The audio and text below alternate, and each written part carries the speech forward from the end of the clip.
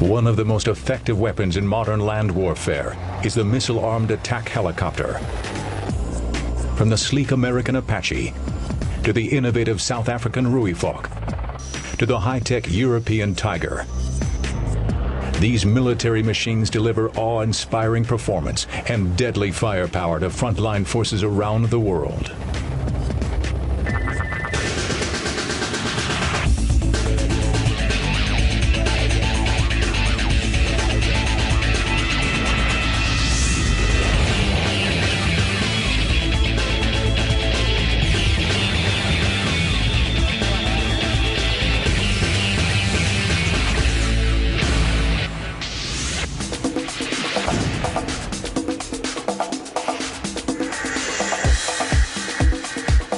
Attack helicopters bridge the gap between armored vehicles and jet strike aircraft. They have greater mobility and speed than armored vehicles, but lack their armor protection. They are not as fast or powerful as strike aircraft, but their rotor propulsion allows them to be operated from the forward edge of the battlefield. The development of the attack helicopter began during the Vietnam War. Their UH-1 Hueys were rigged with machine guns and rocket launchers to escort troop-carrying helicopters into battle. Unfortunately, the Huey's relatively slow speed and bulky design made them vulnerable to ground fire. By redesigning the fuselage and augmenting its firepower, its effectiveness in the attack role could be considerably increased. This led to the Cobra. The Cobra pioneered the classic attack helicopter design. In the forward cockpit is the co-pilot gunner, and in the rear cockpit is the pilot. This tandem configuration produces a sleeker fuselage than conventional transport helicopters, permitting greater speed and aerodynamic performance. Meanwhile, on the other side of the Iron Curtain, the Soviets began developing their own attack helicopter, the Mi-24 Hind. It was not only a formidable attack chopper capable of 170 miles per hour, but also large enough to carry 8 troops. It could even drop bombs, a unique ability even among the latest attack helicopters.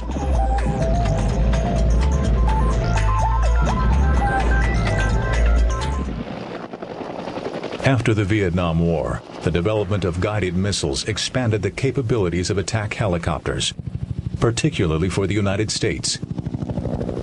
Fitted with anti-tank missiles such as the TOW missile, the Cobra helicopter could now take the lead in attacking enemy armored forces, especially in difficult terrain.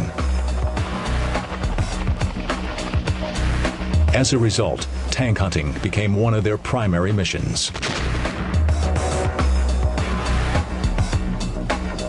If you're advancing on an enemy with tanks and you run into a river, your progress basically stops unless you've got a river crossing operation ready to be implemented.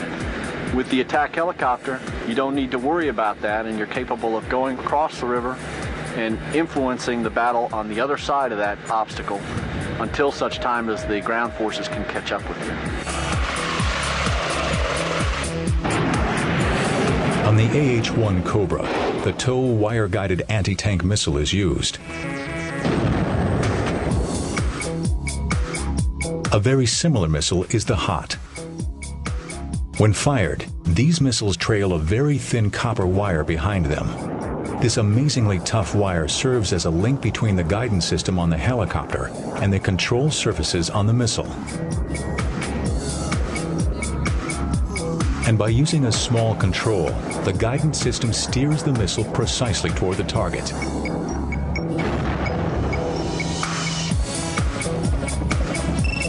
The Sea Cobra is a Marine variant of the AH-1 Cobra and forms the backbone of Marine attack helicopter units. Due to the different environments from which they operate, the Marine Cobras have different features from their Army counterparts. One of the latest improvements in Marine attack helicopters is the more powerful AH-1W Super Cobra. The Super Cobra can fire either the TOW or the newer Hellfire anti-tank missile. Cobras saw widespread and varied use during Operation Desert Storm in 1991. They've also seen extensive combat in Afghanistan and Iraq. Combat helicopters are generally part of the Army rather than the Air Force. Logistically, this makes them particularly well suited to the dangerous mission of carrying out air support in close proximity to friendly forces. The U.S. Army's AH-64 Apache exemplifies this capability. The AH-64 is the ground commander's weapon. We're integrated into his plan in every way, shape, and form. We know how he thinks. We know how to anticipate where he will best employ us. You don't get that from a close air support aircraft showing up, reporting in on station, and then engaging targets. Having us immediately available gives you the 30-minute string, the on-call capability. It also gives you a great amount of flexibility. With this aircraft, you can conduct surveillance, reconnaissance, armed reconnaissance, a variety of missions. You asked an Air Force pilot to do that, and I don't think you'd get that kind of support. The 1980s saw the deployment of a second generation of attack helicopters. The premier example of this new class is the Apache. The Apache was specially designed for combat on the modern battlefield. A new generation of weaponry, advanced sensors, and missile guidance gave the Apache unprecedented long-range firepower. The advantages of second-generation attack helicopters, such as the Apache, became obvious in the battles of the First Gulf War.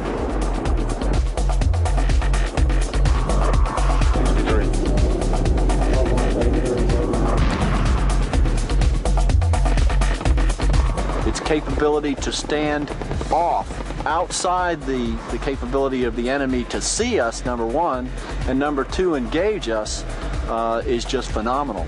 In the case of the Ramallah oil field battle, we started our initial engagements at 6,700 meters out. Those forces never knew who was engaging them. And by the time we took out our fifth or sixth T-72 tank, they generally got the idea that that was not a good place to be, and they left. At the center of the Apache's weapon systems is the Hellfire missile. The Hellfire is laser-guided rather than wire-guided. Older wire-guided missiles have a maximum range of about 2 miles due to the length of the wire that can be carried. The Hellfire's range is more than double that, thanks to its unique guidance system. A laser designator mounted in the nose fires an invisible beam of intense light at the enemy target.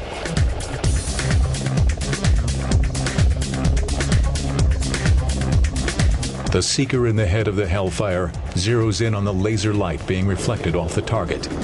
This longer range is a critical advantage for attack helicopters. By striking from distances over 5 miles away, their vulnerability to enemy defenses is significantly reduced.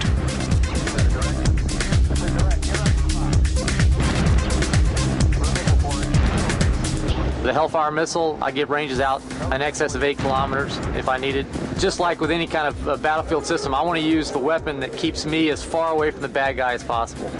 And if I can hit him at 8 kilometers with my Hellfire, I can stop at 8 kilometers. He can't even see me at 8 kilometers. In addition to tanks, the Apache is designed to engage a variety of other targets. Under the nose of the helicopter is a 30mm chain gun that can be used against lightly armored vehicles. On the stub wings are unguided rockets for attacking targets with high explosives.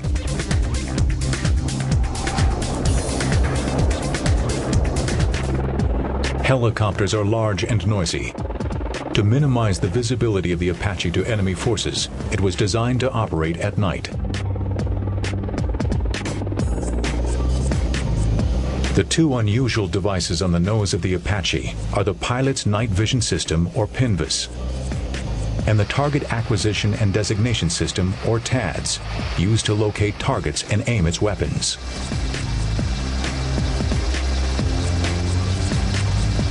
The majority of the weapon systems are sighted through the TAD system, which is mounted on the nose of the aircraft. That is basically controlled with the thumb force controller. The Hellfire missiles are sighted through that primarily, either with the laser designator through this aircraft or another aircraft. Both the nose-mounted sensors contain forward-looking infrared sights, or FLIR. The supercooled sensor of the FLIR senses heat. It can detect a few degrees of temperature difference between objects, making it an ideal night sight.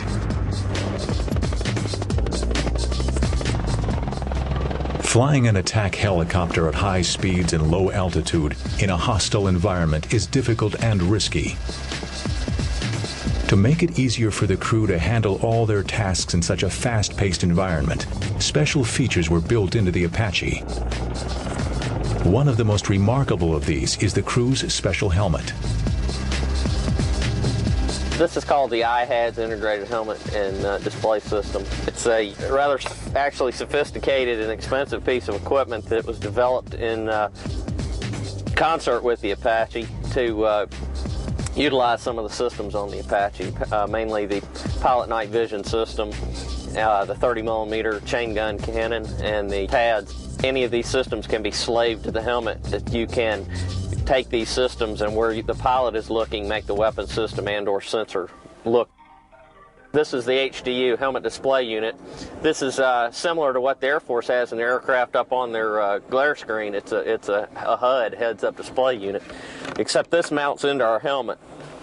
Roll it down in front of the eye. We have a crosshair on here that allows us to look in the direction of our target, place the crosshairs on said target, and that's where the rounds should strike. The helmet display unit provides the pilot flight and weapons symbology. This technology allows the pilot to focus on the mission and flying the Apache rather than searching the aircraft for that information.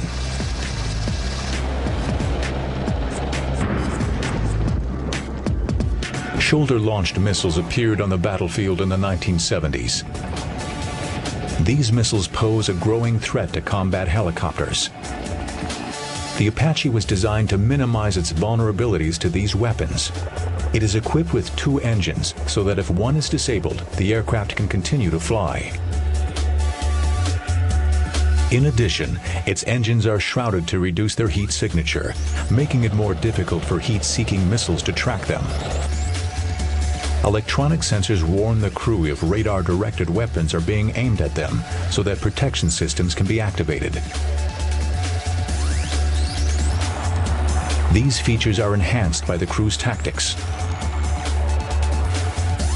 Technology and tactics is exactly the combination we use. The Apache's has improved technology as far as low infrared signature. We have aircraft survivability equipment, ACE equipment on the aircraft, everything from radar jammers to IR jammers, chaff and flare dispensers. We have an APR-39, a radar warning system that allows me or tells the aircrew that somebody's looking at me, or somebody's in acquisition, or somebody's in track mode. Use all that technology, and then you use the tactics of the helicopter and Army helicopters of flying low, staying close to the terrain, using terrain to put the terrain between myself and an enemy force, using speed where appropriate, or the opposite of that, using low speed where appropriate. So I don't go blundering into an enemy force. I use low speed, low altitude to find holes around an enemy defense and work my way around an area. The 1991 Gulf War witnessed the development of new tactics for helicopter warfare. One strategy implemented in the Gulf was the use of a combination of attack helicopters and scout helicopters. The smaller scout helicopters formed the eyes and ears of the team, the Apache the muscle. The scouts look out for enemy missile teams, while the Apache crew concentrated on targeting enemy positions.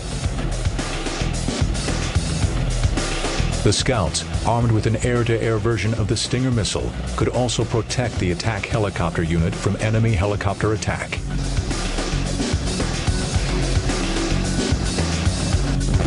Apaches proved their value in several key Gulf battles. demonstrating the impact that a small force of helicopters could have in land war. Missile copters preceding the main tank attacks were able to break up Iraqi formations.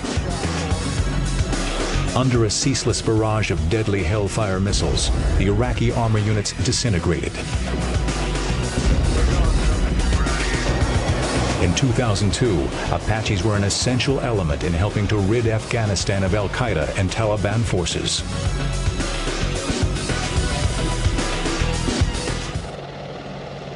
The latest version of the Apache is the AH-64D Longbow Apache. Its name stems from the bulbous sensor mounted on top of the rotor assembly, which contains a millimeter wave radar. It's capable of scanning 360 degrees for threats in the air and 270 degrees for ground threats. Costing over $3 million, only 1 in 3 Longbow Apaches need to carry the expensive dome, as the information from the sensors is shared among the battalion. Each Longbow Apache pilot receives data on digital multifunction displays, or MFDs. This radar expands the all-weather capabilities of Apache, even beyond FLIR sensors. It also permits the use of the latest generation of fire-and-forget Hellfire missiles. Such Hellfires do not need laser designation, but home in on the target using an onboard sensor. This combination of advanced technology and novel tactics has made the Apache attack helicopter one of the most potent weapons in modern land warfare. The Longbow flew its first mission in Operation Iraqi Freedom in early 2003 and has since logged thousands of combat hours in support of Allied troops.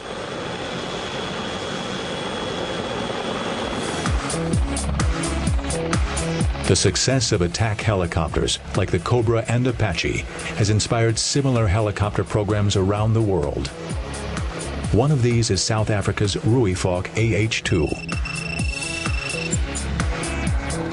Now, with the advent of the Rooivalk, we can now improve on the flexibility of a helicopter and expand our concept of operations to provide firepower to the ground commander in the field.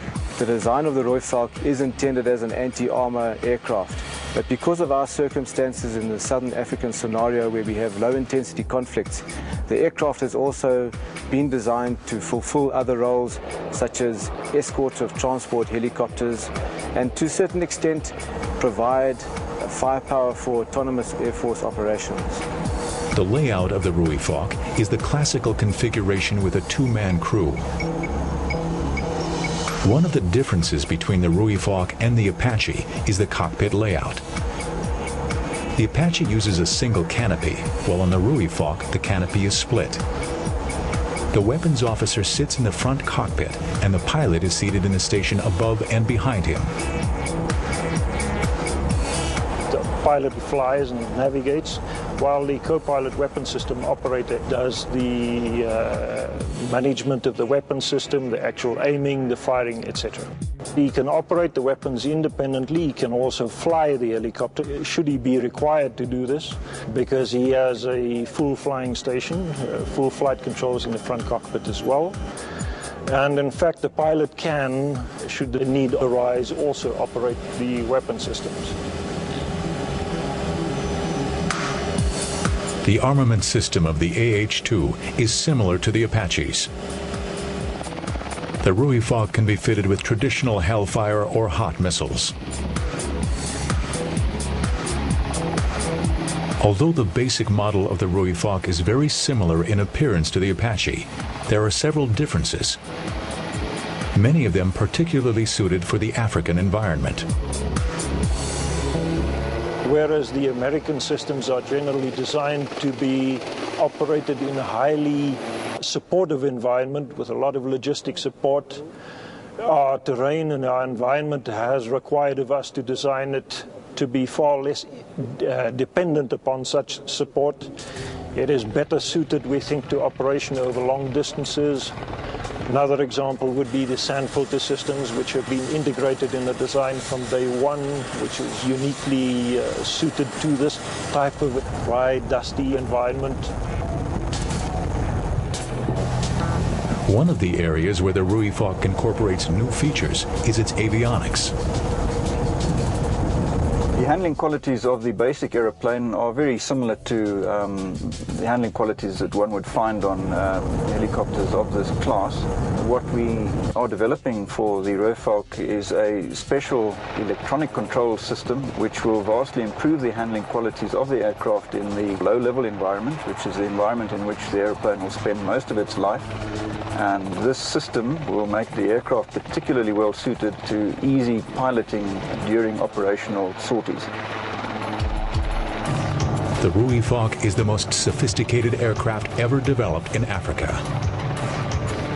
The effort and cost that went into it is clear evidence of the helicopter's importance in contemporary military operations.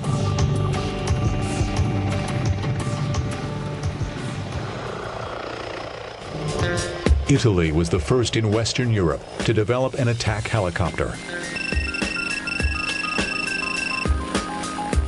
The A129 Mangusta. The Mangusta, or Mongoose, fits between the Cobra and Apache. It has the avionics and propulsion of current attack helicopters, but it is smaller and lighter than the Apache. During the 1990s, the Mangusta served in peacekeeping missions in Somalia and Albania.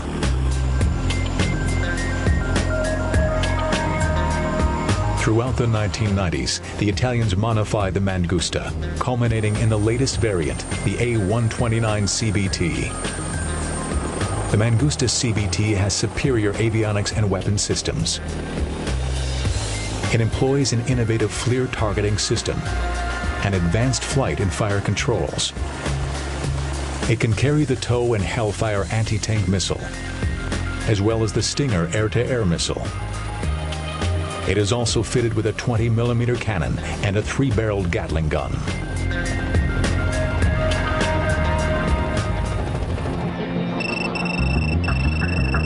The Tiger is the first attack helicopter program in Western Europe to rival the Apache in sophistication, size, and power.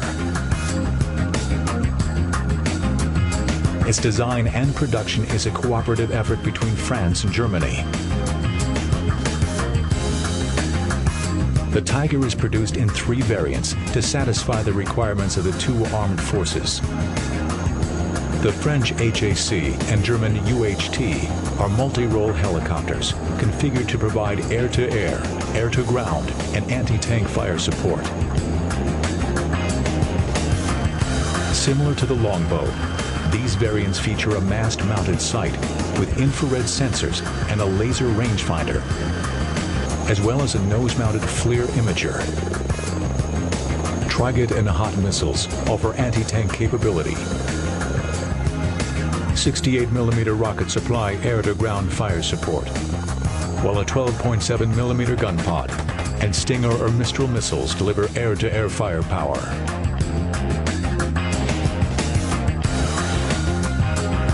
The third variant, the French HAP, is an escort helicopter, specially built for air defense and fire support.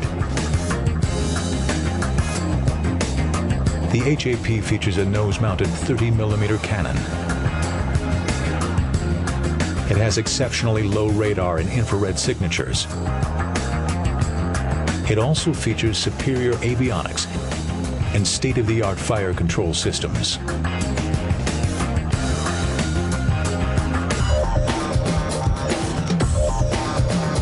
With their air superiority and awesome firepower, attack helicopters are increasingly essential on the modern battlefield.